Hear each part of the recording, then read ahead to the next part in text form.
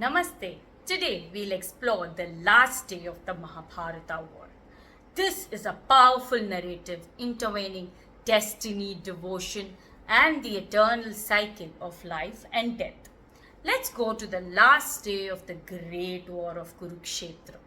The sun had long set, and near Samantapanchaka, the Kaurav monarch Duryodhana lies dying, his thigh broken by Bhim.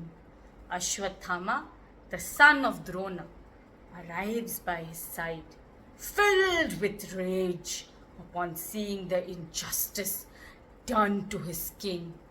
Ashwathama vows to avenge Duryodhana's death by destroying the Pandavas.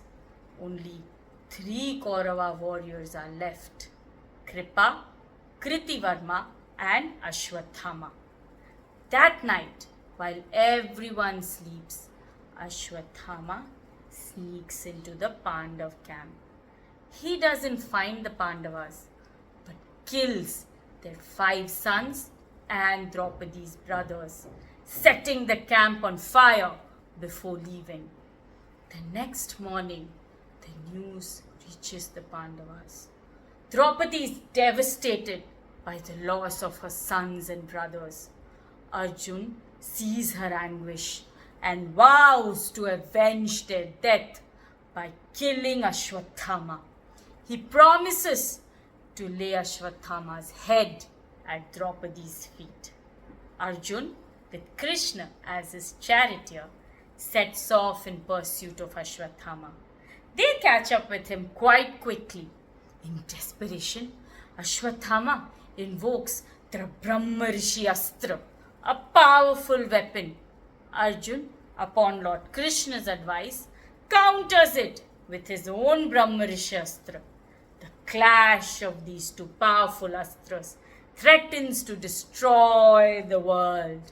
Sages from the heavens intervene, asking both the warriors to withdraw their weapons. Arjun complies immediately, but Ashwathama, unable to retract his astra, redirects it towards the unborn child of the Pandavas. Arjun, filled with righteous fury, captures Ashwathama and drags him before Draupadi and the other Pandavas. He is ready to kill Ashwathama, but hesitates, remembering that Ashwathama is the guru of his son, Drona, and his childhood companion. Despite her grief, Draupadi shows compassion. She cannot bear to see the son of their guru bound and pleads for his release. She reminds Arjun of the respect due to their guru's family and the pain of Ashwathama's mother, Kripi, if he were killed. Arjun faces a dilemma: to kill Ashwathama and avenge his sons, or to respect Draupadi's plea. Lord Krishna advises Arjun to find a solution that satisfies everyone. Arjun decides to strip Ashwathama of his jewel, a source of his power and honor, thereby humiliating him but sparing his life.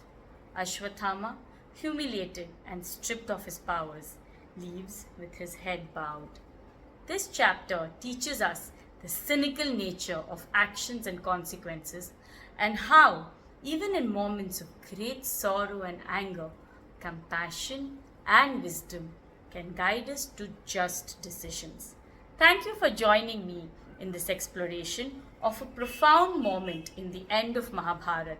Stay tuned for more such episodes as we continue to delve into the timeless teachings and stories of this epic. Namaste.